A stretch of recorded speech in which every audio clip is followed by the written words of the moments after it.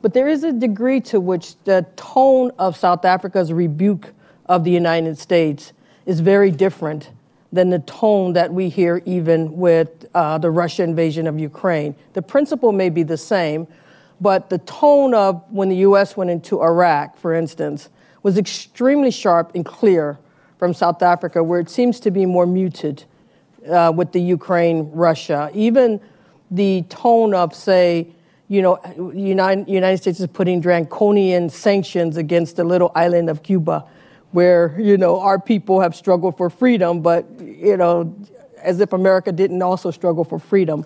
And so there seems to be a real sharpness and I guess that as diplomats, that sometimes reflects when you're with your friends, even when you know that they're not quite where you think they should be, it's a soft tone or a private tone, versus when it's not really friends, then it's a very public, a statement. And so that, I think, is probably where the sense, I believe, in Washington is that we are not as close friends as we should be based on the extent of the cooperation that we have with each other across so many sectors, as you just mentioned.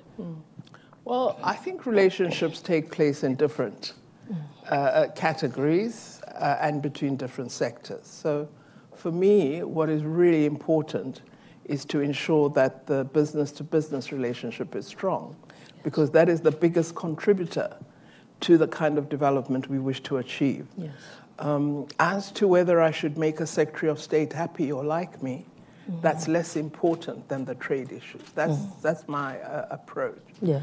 And I do think there is a distinction between the support we enjoyed from Cuba during the struggle against apartheid, compared to a support that was given to UNITA by America, for example, UNITA, which murdered our cadres. So there are reasons for the perspectives that exist, and one should never, I think, try to pretend that there aren't histories. Sure. So, Russia, as Russia, the Soviet Union, was prepared to provide support to the liberation movements, when many governments were working very closely with the apartheid state and even murdering our leaders. So we can't suddenly, forget that history and behave in a different way. But I think we've been fairly clear in our view that war doesn't assist anyone, and that we believe the inhumane actions we have seen against the people of Ukraine can't be defended by anybody, and we've not defended them, nor have we been neutral about it. We've been clear.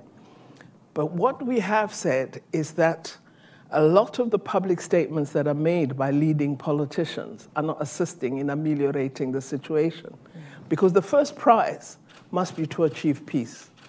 We've got to have a cessation of hostilities, and name-calling of one or the other, being very robust and vocal, doesn't assist us in achieving a cessation of hostilities. This is why we've said we have to make greater effort at diplomacy, greater effort at drawing the parties together.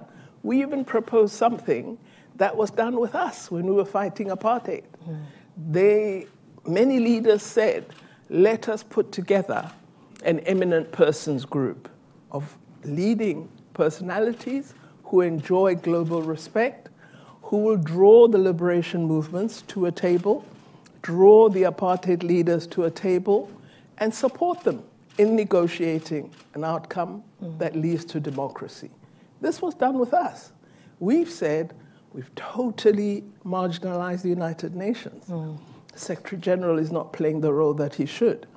And we've said, let us have this notion of an eminent persons group, find a group of eminent persons, former presidents or whatever, who enjoy world respect and who'd be able to have Mr. Putin and Mr. Zelensky around a table and say to them, let's sit down and negotiate a settlement here. Sure. Thank you. Let me pick up